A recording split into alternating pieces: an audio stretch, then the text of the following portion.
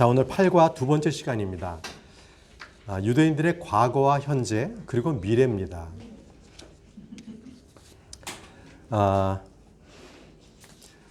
우리가 지난 시간까지 배웠던 게 뭐냐면요. 유대인들의 첫 시작은 이제 히브리인들이다. 강으로부터 건너왔다. 강을 건너왔다라는 이제 그러한 민족을 얘기한다고 했습니다. 이 민족은 아브라함부터 시작됐지요. 갈대아우르에서 그를 부르셨습니다. 그리고 그를 새로운 민족의 주상으로 삼으셨습니다. 그래서 주님께서는 창세기 12장 1절에서 3절에 내게 큰 민족을 이루고 내게 복을 주어 내 이름이 크게 하리라 이런 언약을 주셨습니다. 그리고 이제 그 아들 이삭과 야곱을 통하면서 이제 이집트로 건너가 큰 민족을 이루게 하신 것이죠. 네. 여러분들 문항은 지금 이제 7번째 문항까지 했었습니다. 그래서 오늘은 8번 두 번째 페이지입니다. 이제 8번째 문항인데요. 이 이스라엘은 이 출애굽에서 가장 큰 중요한 사건을 겪습니다. 이집트는 성경적으로 쇠 용광로입니다. 그러니까 모든 것을 녹여버릴 수 있는 즉 세상입니다. 세상입니다. 그러니까 쇠상과 동화되지 않는 그러한 이스라엘 민족들을 주님께서는 그 세상과 같은 이집트에서 단련을 시키신 것이죠. 단련을 시키셨습니다. 자, 그리고 나와서 그들은 이제 바로 40년 광야의 생활로 들어갑니다. 8번입니다. 8번. 이스라엘 백성들은 이집트에서 나온 뒤에 40년을 광야의 생활로 보냈습니다. 이것은 이집트에서 나온 뒤 채 1년이 되지 않아서 그들은 시내산에서 하나님을 만나고 언약을 맺었죠. 이때 율법 주어졌고요. 이때 성막이 지어졌고요. 또 제단의 희생물 드리는 의식이 시작되었습니다. 사실 이때부터를 유대인들의 국가가 세워졌다라고 봅니다. 하지만 이들은요, 가데스 바네아에서 약속의 땅 가나안을 치러 가라 하는 것에 대해서 그들은 거부했습니다. 우리는 거기 못 가겠다. 거기 가면 우리는 떼죽음을 당한다. 가나안 정복이 불가능하다고 생각했기 때문입니다. 자, 그 결과 그들의 불순종으로 인해서 이 출애굽 1세대는 광야에서 40년 동안 방황하다가 바로 거기서 다 죽었습니다. 결국은 그들의 불신과 불순종으로 인해서 광야에서 징계와 심판을 받은 것입니다. 민수기 14장 33절에 너희 자녀들은 너희 행음을 짊어지고 너희 사체가 광야에서 소멸될 때까지 40년 동안 광야에서 헤매리라. 40년 동안 광야에서 헤맨다고 말씀하셨습니다. 또 민수기 32장 13절에 주의 분노가 이스라엘을 향해 타올라 그분께서 그들로 하여금 40년 동안 광야에서 방황하게 하셨으므로 마침내 주의 눈앞에서 악을 행한 그 세대가 모두 소멸되었느니라. 40년 동안 광야에서 방황하게 하셨으므로 그 1세대가 모두 다 소멸되고 말았습니다. 그들은 주님 앞에서 악을 행했습니다. 불순종을 그들은 행했던 것입니다. 이제 출애굽 1세대는 홍해는 건넜고 또 주님의 언약도 받았고 성막과 안식일을 준수했습니다. 또 이 40년 동안 그들은 광야에서 만나를 먹었고요. 불과 구름으로 인도하시는 주님의 그 인도하심을 따라 걸었습니다.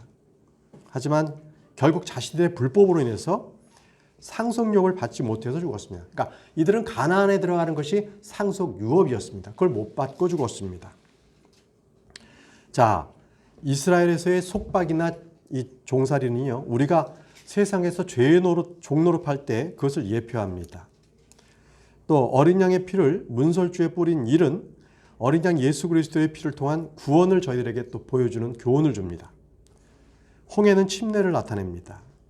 그것은 세상과 완전히 단절, 그러니까 홍해를 건너므로 해서 이집트하고의 완전히 단절을 의미하듯이 우리 역시도 세상과의 단절을 얘기합니다. 이제 광야의 생활은 순례의 삶이었고 마찬가지로 크리스천의 우리의 삶들도 세상에서는 순례자의 삶을 삽니다. 가나안 땅은 상속유업, 보상을 예표하지요. 자, 이제 여호수아의 지휘 아래서 이제 이스라엘 2세대들은 요단강을 건너서 약속의 땅으로 이제 들어갔습니다. 40년 방황의 그 끝이 1세들이 모두 죽고 난 뒤에 이제 나머지 후세들이 들어갔던 겁니다. 이제 가나안 땅에 들어간 뒤에는 여러분들 9번 문항입니다. 재판관, 사사들의 시대가 시작됩니다. 지금 저는 여러분들에게 이스라엘의 역사에 대해서 말씀을 드리고 있습니다. 그리고 미래에 대해서도 요한계시록까지 쭉 말씀을 드릴 겁니다. 오늘 한 번의 시간이 여러분들이 유대인들에 대한 모든 역사를 관통할 것입니다. 한 번으로 이해 안 되시면 유튜브를 통해서 계속 공부를 하시기 바랍니다. 자, 이제 약 450년간의 이스라엘은 왕이 없었습니다. 450년 동안 재판관, 사사들의 중심으로 해서 이 장로들이 각 지파와 도시를 다스리는 신정통치태제, 신정통치 국가를 이루었습니다. 마지막 재판관, 마지막 사사가 바로 사무엘입니다. 사무엘은 제사장이요, 재판관이요, 대언자를 겸한 사람이었습니다. 그런데요, 백성들은 그에게 왕을 요구했습니다. 사무엘은 그들의 요구를 들어주지 않으려고 했습니다. 그런데 그가 하나님께 기도할 때 주님께서 그걸 들어주라고 말씀하셨습니다.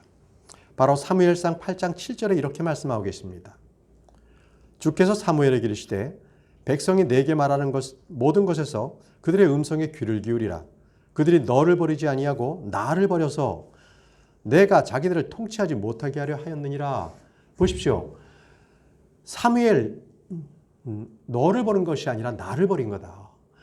하나님께서 자기들을 통치하는 것을 그들이 싫어한다라고 말씀하고 계십니다. 바로 하나님께서 왕으로 다스리는 신정 국가인 이스라엘이 왕정 국가, 사람의 왕이 다스리는 왕정 국가를 그들은 원했던 것입니다.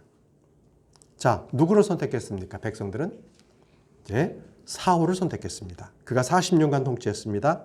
그 다음 다윗이 됐습니다. 그렇죠? 다윗은 하나님께서 택하신 왕입니다. 그 역시도 40년 통치했습니다. 솔로몬도 40년 통치도 했습니다. 40년. 자, 솔로몬이 왕이 되었을 때 최초로 성전을 건축했죠.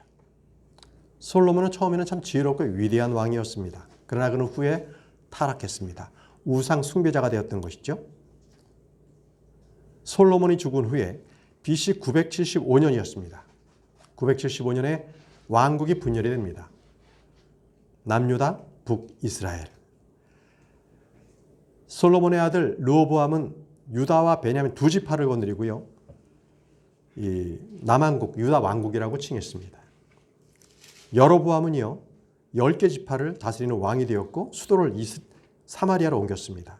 그리고 북왕국, 이스라엘이라고 불렀습니다. 그런데 이스라엘, 북왕국은요, 처음부터 배교의 길을 걷습니다. 단과 베델까지 금송아지를 세우고 그들은 우상을 숭배하게 하면서 예루살렘으로 가지 못하게 했습니다. 결국 BC 721년에 북이스라엘은 아시리아의 포로가 되었습니다. 100년이 지난 뒤에는 남왕국 유다는요, BC 597년에 바벨론의 느부갓네살 왕에 의해서 완전히 전멸되었습니다. 자, 이때부터 성경의 역사는 포로기 시대 또는 이방인의 시대라고 부릅니다. 지금도 이방인의 시대가 계속됩니다. 언제까지요? 주님께서 오실 때까지. 자, 여러분들 10번 문항입니다. 유다가 포로로 잡혀가서 예루살렘이 멸망함으로써 성경이 말하는 이방인의 때가 시작되었습니다. 이방인의 때가 시작되었다. 언제까지? 대환란이 끝날 때까지, 주님이 오실 때까지입니다. 자, 이 이스라엘 포로기는 70년이었습니다. 포로 생활 이후에 유다의 역사는요, 다시 BC 536년에 시작됩니다. 처음에 4만 명의 포로들이 예루살렘으로 돌아와서 성전하고 예루살렘 그 자체 시를 재건하기 시작했습니다. 수르바벨 성전은 20년 걸렸습니다. 성벽을 건축하는 일이 성벽은요 70년이 더 지나서 BC 445년에서 완성됐습니다. 그렇지만 이들이 독립국가로 이루어진 건 아니었고요. 이방왕의 통치를 받는 식민지 국가로 전락했습니다. 그래서 포로기 이후에 첫 총독이 스룹바벨입니다. 스룹바벨은 스알디엘, 살라디엘이라는 이름으로도 불립니다. 그리고 이것은 에스라, 느헤미야, 에스더, 이게 바로 포로기 이후에 쓰여진 성경책입니다. 구약의 역사상으로 봤을 때는요, 느헤미야가 이 예루살렘을 재건했기 때문에 이때가 마지막, 구약의 역사상으로 마지막으로 기록된 책이 느헤미야라고 봅니다. 느헤미야. 자, 이제 대언자들은요, 포로기 때는요, 다니엘, 에스겔이 있었고요. 포로 때는.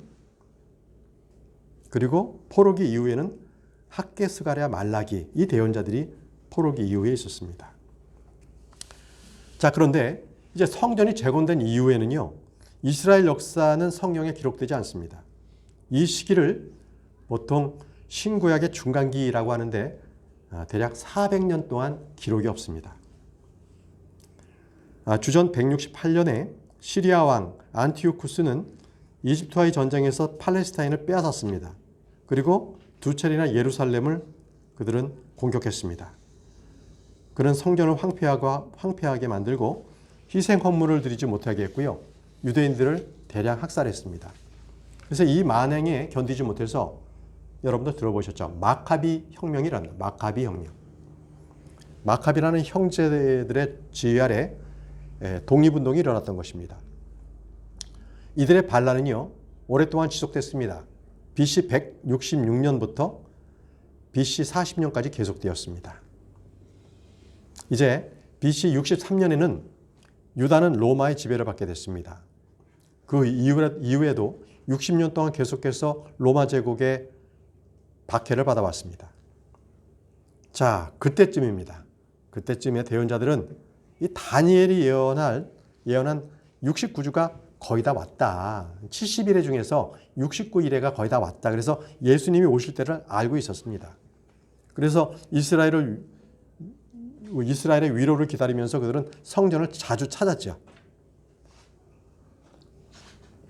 바로 그 시기에 예수님께서 베들레헴에서 탄생하셨고요. 목자들이 제일 먼저 그들을 방문했어요. 목자들이요.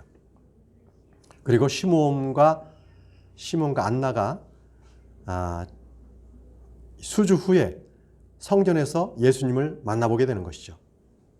그리고 나중에 예수님께서 어린아이가 됐을 때 동방박사라고 부르지 않습니까? 동방의 지혜자들이 경배하러 찾아옵니다. 이게 이제 이렇게 좀 시계열적으로 이렇게 이루어지는 것입니다. 그러니까 예수님이 갓난아이였을 때, 마국간에 있었을 때 동방박사가 온 게 아닙니다. 그때 목자만 간 거예요. 네.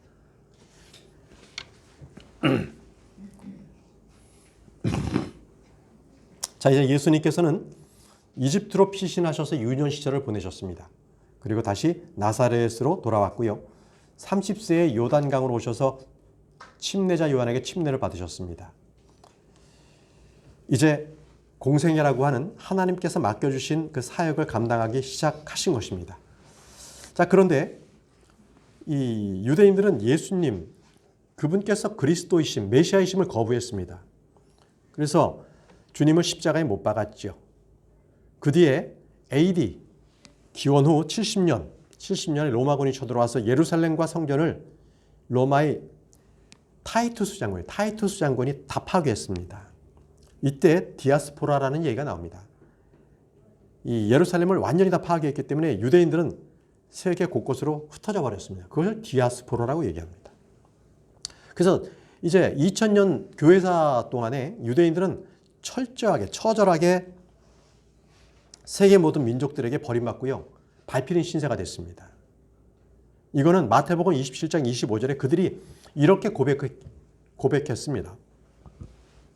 이에 온 백성이 응답하여 이르되 그의 피가 우리와 우리 자손에게 임하리이다 하니라. 그들은 예수 그리스도를 못 박혀 죽일 때 이렇게 약속했던 거죠. 결국 그 자손들이 다 그렇게 2000년 동안 뿔뿔이 헤어지고 만 것입니다. AD 50년에서 70년 사이는 고난의 역사였습니다. AD 70년 8월 5일에 타이투스 장군은 로마 병사들에게 결코 유대 성전은 훼손시키지 말라라고 했습니다. 그렇지만 결국 그 헤롯 선조는 화염에 휩싸이게 되어서 이 돌무덤만 남게 되는 그런 상황으로 완전히 폐허 더미가 된 것입니다. 다니엘서 9장 26절에 이렇게 말씀하십니다. 60이 이래 뒤에 메시아가 끊어질 터이나 자기를 위한 것은 아니니라. 장차 이 말 통치자의 백성이 그 도시와 그 성소를 파괴하거니와 그것의 끝에는 홍수가 있을 것이며 또 그 전쟁이 끝날 때까지 황폐하게 하는 것이 작정되었느니라. 이렇게 다니엘서 9장 26절에 말씀하셨습니다. 자, 유대인들은 계속적으로 회복하려고 노력을 했지만 결국 AD 135년 로마의 하드리안 황제는요, 이 3년 반 동안 이 계속적으로 전쟁을 일으켜서 유대인들을 완전히 쑥대밭으로 만들어 버렸습니다. 그래서 이때 팔레스타인의 58만 명의 남아있던 유대인들을 다 죽여버렸습니다. 더 이상 팔레스타인은 유대인들이 살 수가 없게 되었습니다. 그때부터는 이제 아예 거기는 못 살게 된 거죠. 근데 여기서 이제 어떤 분들은 이제 그런 가끔 질문을 해요. 아니, 가나안 땅, 지금 예루살렘, 베들레헴 있는데 거기가 젖과 꿀이 흐르는 땅이라면서요. 그런데 지금 보십시오. 젖과 꿀이 흐르니까 저렇게 사막 같은 땅인데 이렇게들 반문들 하세요. 그러니까 이게 사막화가 되는 것은 하나님께서 비를 내리시지 않으시면 바로 사막화가 됩니다. 그 당시에는 정말 젖과 꿀이 남아서 이 동물의 젖이 그리고 그 꿀벌의 꿀이 남아서 그냥 땅에 둘둘 떨어질 정도로 그렇게 비옥했던 땅이었습니다. 처음에 가나안 정탐꾼들을 보십시오. 그죠? 그들은 포도송이를 두 사람이 이고 와야 됐어요. 메고 와야 됐습니다. 그러나 지금 땅은 왜 그렇습니까? 완전히 황폐화되었고 사막화되었습니다.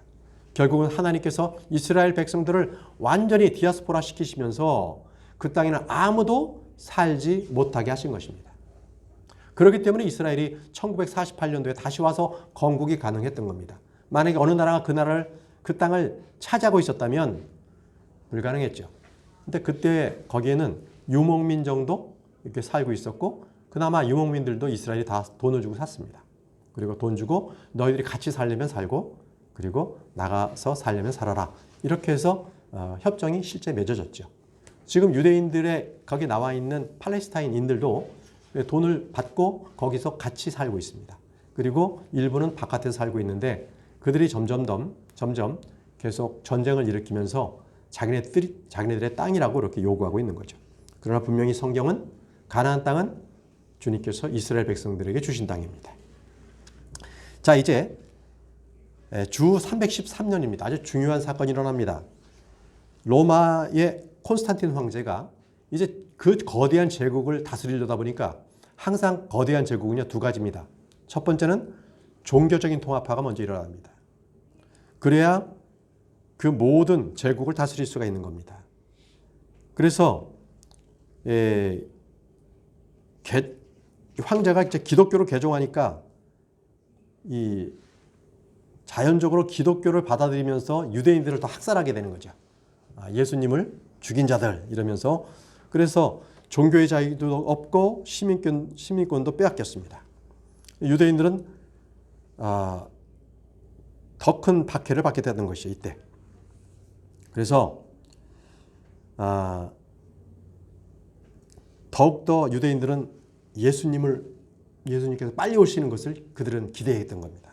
초림 때는 그들이 예수님을 배척했지만 재림에 대한 예수님에 대한 열망은 타고 불타올랐습니다. 자, 이제 광야에 있었던 불기둥이나 기름구둑은 없습니다. 제사장도 없고 제물이나 제단도 없습니다. 왕, 재판관, 대언자도 없고 우림이나 둠빔도 없습니다. 자, 여전히 그들은 메시아의 통치를 고대하고 있는 것입니다. 여러분들 11번 문항을 보십시오. 11번 문항에 신약시대의 이스라엘은 이 말씀과도 같은데요. 호세아 3장 4절입니다. 호세아 3장 4절. 제가 이것을 계속 읽겠습니다. 이 진도가 많아서. 이는 이스라엘 자손이 많은 날 동안 왕도 없고 통치자도 없고 희생물도 없고 형상도 없고 이 형상은 예수 그리스도 하나님의 형상이죠. 예수 그리스도 하나님도 없고 에봇도 없고 드라빔도 없이 거하다가 이게 호세아 3장 4절입니다. 자, 누가복음 21장 24절에는 이렇게 말씀하고 있습니다. 또 그들이 칼날에 쓰러지고 모든 민족들에게 포로로 잡혀가며 예루살렘은 이방인들의 때가 찰 때까지 이방인들에게 짓밟히리라. 예, 예수님께서 다시 오실 때까지, 대환란 끝날 때까지입니다. 그래서 사도 바울은 로마서 11장 25절에 이렇게 말합니다. 형제들아, 너희가 스스로 지혜로운 것으로 여기지 않게 하기 위해 이 신비에 대해 너희가 모르기를 원치 아니하노니, 너희가 모르기를 원치 아니하노니 뭐가요? 그것은 곧 이방인들의 충만함이 이를 때까지 일부가 눈머는 일이 이스라엘에게서 생긴다는 것이라. 눈먼 일이 이스라엘에게서 생긴다는 거예요. 그리하여 온 이스라엘의 구원을 받으리라. 이것은 기록된 바 시온에서 구출자가 나와 야곱에게서 경건치 아니한 것을 돌이키리니, 이렇게 말했습니다. 여러분, 이 말씀은 뭡니까? 여러분들 12문항, 교회는 유대인을 대신하지 않는다는 겁니다. 교회는 유대인들을 대신하지 않습니다. 대체신학 거짓말입니다. 하나님께서는 자신의 백성을 결코 버리신 적이 없습니다. 로마서 11장 1절과 2절 말씀을 보십시오. 로마서 11장 1절과 2절. 제가 읽겠습니다. 그러면 내가 말하노니 하나님께서 자신의 백성을 버리셨느냐? 결코 그럴 수 없느니라. 결코 그럴 수 없느니라. 자, 2절에 이렇게 또 말씀하시죠. 하나님께서 자신이 미리 하신 자신의 백성을 버리지 아니하셨으니, 이렇게 말씀하십니다. 그러면 이스라엘은 넘어진 겁니까? 또 답변하시죠. 로마서 11장 11절 12절입니다. 로마서 11장 11절 12절에 이렇게 말씀하셨습니다. 그러므로 내가 말하노니 그들이 실족함으로 넘어지게 되었느냐? 아닙니다. 결코 그럴 수 없느니라. 오히려 그들의 넘어짐을 통해 구원이 이방인들에게 이르렀으니 이것은 그들이 질투하게 하려 함이니라. 이제 그들의 넘어짐이 세상의 부요함이 되며 그들의 쇠퇴함이 이방인들의 부요함이 되거든 하물며 그들의 충만함은 얼마나 더 많이 부요함이 되겠느냐. 여러분, 유대인들은 버림받지 않았습니다. 다시 한번 기회가 그들에게 옵니다. 그랬을 땐 더 충만함이 더 많아진다는 거죠. 부유해진다는 것이죠. 이제 13번입니다. 이제부터 유대인들의 미래를 한번 살펴보겠습니다. 유대인들의 미래는 대환란과 주의 재림에 대한 것입니다. 성경에 대해서, 성경은 우리가 이것에 대해서 모르기를 원치 않는다고 말씀하셨습니다. 로마서 11장 25절입니다. 이제 같이 좀 돌아가면서 읽도록 하겠습니다. 우리 김지연 자매님께서 먼저 로마서 11장 25절을 읽어주십시오. 형제들아, 너희가 스스로 지혜로운 것으로 여기지 않게 하기 위하여 이 신비에 대해 너희가 모르기를 원치 아니하노니 그것은 곧 이방인들의 충만함이 들어올 때까지 일부가 눈먼 일이 이스라엘에게 일어난다는 것이라. 그렇습니다. 너희가 모르기를 원치 않는다는 것은 그것은 곧 이방인들의 충만함이 이를 때까지 일부가 눈머는 일이 이스라엘에게서 생긴다는 겁니다. 그때까지. 네. 하나님의 백성은 이스라엘이 꺾이고 그 자리에 이방인이 접붙여진 거죠. 유대인들의 눈먼 현상이 이방인들의 충만이 이를 때까지 이스라엘에게 생긴다. 이것을 우리가 알아야 된다는 지식입니다. 이건 우리가 알아야 됩니다. 그렇다고 우리가 유대인을 대신할 수는 없습니다. 자, 예레미야 30장 10절에서 11절 말씀입니다. 조봉규 자매께서 읽어주십시오. 예레미야 30장 10절에서 11절. 주가 말하노라. 그러므로 나의 보라, 너는 두려워하지 말라. 오 이스라엘아, 놀라지 말라. 보라, 내가 너를 먼 곳에서부터 구원하고 내 식을 그들의 포로된 땅에서부터 구원하리니 야곱이 돌아와서 안식하며 평온히 지낼 것이요 아무도 그를 두렵게 하지 못하리라. 내가 너와 함께하여 너를 구원하리라. 주가 말하노라. 내가 너를 흩어서 민족들에게로 가게 하였거니와 그 모든 민족들을 내가 완전히 끝을 낼지라도 너는 완전히 끝을 내지 아니하리라. 다만 내가 적절히 너를 바로잡을 것이요 전혀 벌하지 않은 죄를 두지는 아니하리라. 네, 유대인들에 대한 주님의 약속입니다. 내가 너를 흩어서 민족들에게로 가게 하였거니와 그러나 너는 완전히 끝을 내지 아니하리라. 다만 내가 적절히 너를 사로잡을 것이요 전혀 벌하지 않은 채 두지는 않을 것이다. 이렇게 말씀하십니다. 네, 하나님께서는 이스라엘을 완전히 끝낸 게 아닙니다. 여러분들 14번 문항입니다. 주님은 유대인의 회복을 약속하셨습니다. 뭐를요? 회복. 14번 회복을 적어 놓으십시오. 자, 다음 말씀은 아모스 9장 14, 15절입니다. 각자 매니께서 읽어주십시오. 그들이 피폐한 도시들을 건축하여 거기서 거주하며 큰 문들을 세우고 그것들의 포도주를 마시며 또한 동상들을 만들어 그것들의 열매를 먹는다. 내가 그들을 그들의 땅에서 심으리니 그들이 내가 그들에게 준 그들의 땅에서 다시는 뽑히지 아니하리라. 주 내 하나님이 말하노라. 네, 이 말씀은요. 천년왕국 때 유대인들이 세울 왕국 그리고 그 거주할 땅, 그들이 거주할 땅에 대한 말씀을 하고 계십니다. 자, 다음은 이사야 11장 11절에서 12절입니다. 우리 박종욱 평전님 읽어주십시오. 그날에 주께서 다시 자신의 손을 두 번째 세우사 자신의 백성 중에 남은 자들 곧 남게 될 자들을 되찾되 아시리아와 이집트와 바드로스와 쿠스와 엘람과 시날과 하맛과 바다의 선들로부터 되찾으실 것이요 또 그분께서 민족들을 위하여 길을 세우시고 이스라엘 쫓긴 자들을 모으시며 땅의 사방으로부터 유다의 흩어진 자들을 함께 모으시리라. 네, 이렇게 유대인들을 함께 모을 때 이때 그날에라고 시작됐잖아요. 말씀이 천년왕국 얘기합니다. 천년왕국에 이 말씀은 성경에 많이 기록되어 있습니다. 세상에 널리 흩어진 유대인들을 모으실 것이라는 말씀이 참 많습니다. 예레미야 16장, 24장 계속 나옵니다. 이제 그들이 모이면 더 이상 흩어지지 않고 더 이상 끊어지지 않고 더 이상 그들은 망하지 않습니다. 자, 다음은 에스겔 37장 12절에서 13절입니다. 김순옥 자매님께서 읽어주십시오. 그러므로 그들에게 예언하여 이르기를 주 하나님이 이같이 말한다. 보라 오 내 백성아 내가 너희 무덤들을 열고 너희로 하여금 너희 무덤들에서 나오게 하며 너희를 이스라엘 땅으로 데려가리라.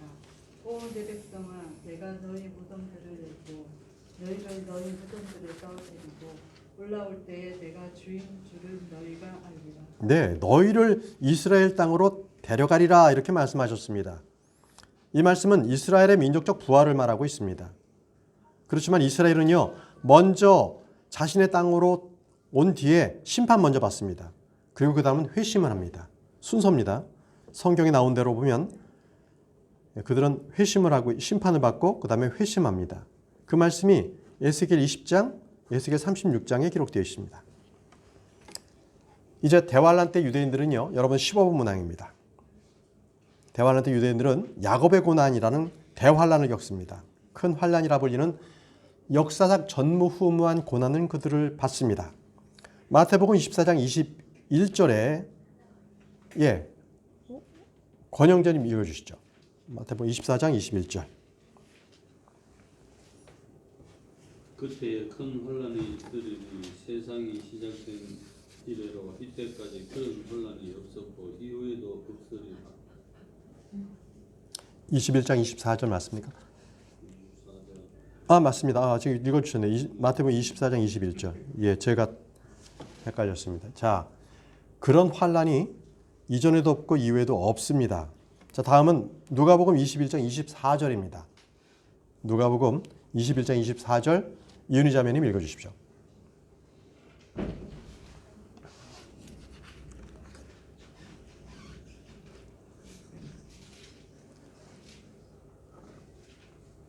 누가복음 21장 24절.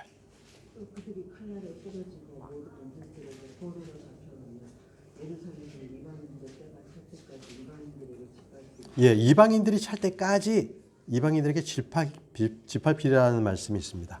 이 말은 다시 말씀드리면 이방인들의 불법이 찰 때까지입니다. 예.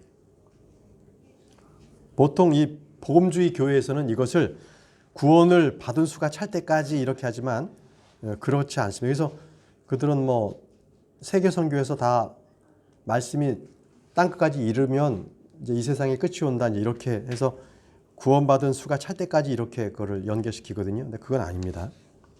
마태복음 24장 39절에 내가 너에게 이르노니 너희가 말하기를 찬송하리로다 주의 이름으로 오시는 이유 할 때까지, 찬송하리로다 주의 이름으로 오시는 이유 할 때까지 이제부터 너희가 나를 보지 못하리라 하시니라. 그러니까 그때까지는 이 유대인들에게는 계속 환란이 다가옵니다.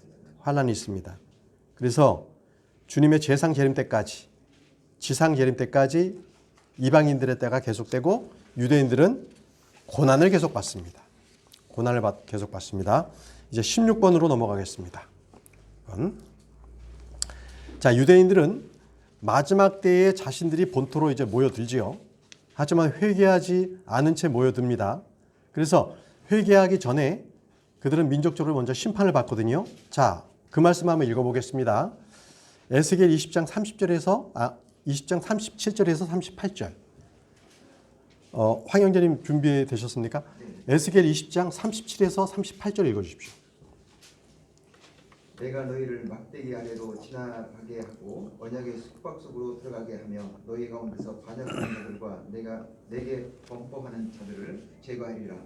그들이 머무는 나라에서 내가 그들을 데리고 나오되 그들이 이스라엘 땅으로 들어가지는 못하리니 내가 주인 줄을 너희가 알리라. 예, 하나님은요 그들을 막대기 아래로 이렇게 지나가게 하실 뿐 아니라 용광로에도 집어 던지실 거예요. 막대기 아래로 지나간다고 하는 것은 그 목동이 이 막대기를 이렇게 해서 이 양들을 지나가게 하는데 잘못된 애들을 그걸로 쳐요. 그렇게 해서 길을 인도하는데 이제 바로 그런 뜻이고요. 자, 이제 에스겔 22장 19절에서 22절 노수환 형제님께서 읽어주십시오. 그러므로 주 하나님이 이같이 말하노라. 너희가 다 찌꺼기가 되었으니 보라 그러므로 내가 너희를 예루살렘 가운데로 모으리라. 그들이 은과 놋과 새로운 낫과 주석을 모아 영광로 한가운데 놓고 그 위에 불을 내뿜어 녹이는 것 같이 그렇게 나도 친히 분노하고 경노하는 가운데 너희를 모아 그 위에 두고 녹이리라. 참으로 내가 너희를 모아 내 진노의 불 속에서 너희 위에 불을 내뿜으며 너희가 그것의 한가운데 녹되 너희 영광로 한가운데서 녹는 것 같이 그렇게 너희도 그것의 한가운데서 녹으리니 이로써 나 주가 내 경로를 너희에게 부어줄 너희가 알리라 하시니라. 예, 그들은 용광로에 던져지게 됩니다. 이렇게 그들은 먼저 심판을 받게 되는 거죠. 그래, 이렇게 하면서 이스라엘은 연단과 재련 과정을 거치는데 그것을 바로 7년 대환란입니다. 17번. 이스라엘은 연단 재련을 거치는데 이것이 대환란입니다. 대환란. 자, 다음 말씀은 말라기서 3장 2절에서 3절 말씀입니다. 말라기서 3장 2절에서 3절 말씀 노종환 형제님 읽어주십시오. 그러나 그가 임하는 날을 누가 힘기겠느냐? 그가 나타나는 때에 누가 쓰겠느냐? 그는 정죄하는 자와 나의 꿀과 같고 채탁하는 자의 비누와 같으며 그가 은을 정리하여 깨끗하게 하는 같이 앉아서 레위의 아들들을 깨끗하게 하여 하되 금과 은같이 그들을 깨끗하게 하여 그들의 의 안에서 주에게 선물을 드리게 하리라. 예, 그렇습니다. 여러분, 이 시험으로 인해 가지고요 유대인들의 3분의 2가 다 죽습니다. 거의 몰살하고 3분의 1만 남습니다. 그 말씀이 스가랴서 13장에 나오거든요. 지금 제가 읽겠습니다. 스가랴서 13장 8절에서 9절. 주가 말하노라. 그 땅에서 그 안에 3분의 2는 끊어져 죽을 것이요 오직 3분의 1만 그 안에 남으리라.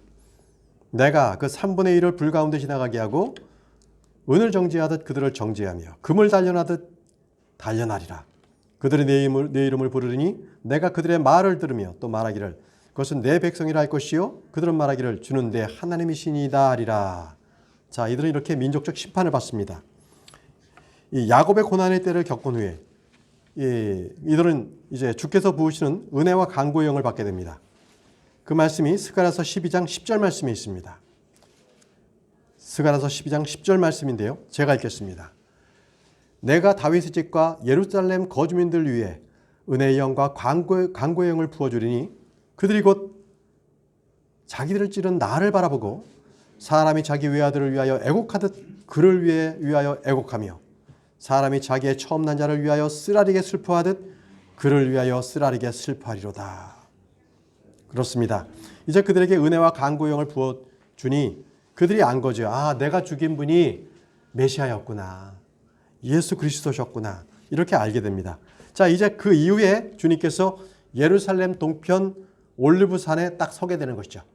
시내산에서 오셨다가 광야로부터 왕의 대로를 거쳐서 예루살렘 동문으로 들어오세요. 들어오시기 전에 먼저 주님께서는 올리브산에 딱 서죠. 그죠? 그때 이제 올리브산이 나뉘잖아요. 그렇죠? 예, 그런 변화가 이제 지형 변화가 있게 되는 겁니다. 19번.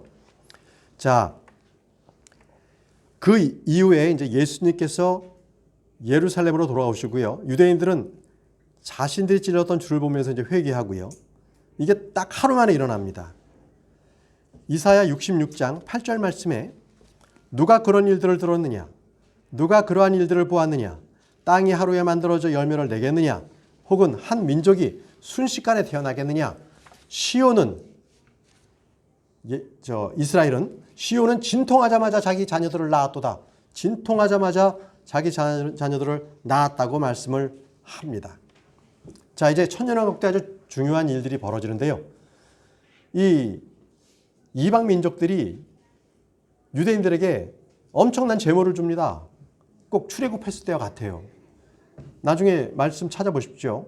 이사야 60장 9절, 61장 6절에 이 천년왕국 때의 이스라엘 백성들이 이제 각 나라로부터 이렇게 예루살렘에 모일 때 그때 이방 민족들이 유대인들을 우대하고 그들에게 제물을 줍니다. 그리고 아브라함에게 약속했던 땅이 이때 다 완전히 유대인들의 소유가 되는 거죠. 그 땅은 이집트의 강가에서부터 유프라테스 강까지 완전히 아시리아 저 땅까지 완전히 다 이스라엘 땅이 됩니다. 에스겔에는 다메섹의 북동쪽에 있는 하마스에서부터 남쪽의 가데스까지라고 지명이 나와 있습니다. 이제 천년왕국 때 다시 성전은 다시 지어질 것이고 주의 영광도 다시 돌아올 것입니다. 희생물도 다시 드려집니다. 그땐 다시 절기를 지킵니다. 땅의 모든 민족들이 이스라엘 통해서 복을 받습니다. 20번입니다. 천년왕국 때 예루살렘은 왕의 도성이 되고 그 도시의 이름은 뭐가 될까요? 말씀 찾아보겠습니다. 에스겔 48장 35절에 나와 있습니다. 왕의 도시, 천년왕국의 왕의 도시. 에스겔 48장 35절입니다. 자, 찾으셨습니까? 자, 그것을 측량하며 돌아가며 18,000 갈대더라. 그날 이후로 그 도시의 이름은 뭐라고요? 주께서 거기에 계신다. 주께서 거기에 계신다. 예루살렘의 이름이 주께서 거기에 계신다입니다. 주께서 거기에 계신다. 천년왕국 때 예루살렘의 이름입니다. 주께서 거기에 계신다. 지금까지 말씀드렸던 것이 유대인들의 과거 역사와 미래를 쭉 훑어보았습니다. 이것으로 보건대 유대인들은 없어지지 않습니다. 하나님으로부터 버림받은 것이 아닙니다. 잠시 단련을 받은 것뿐입니다.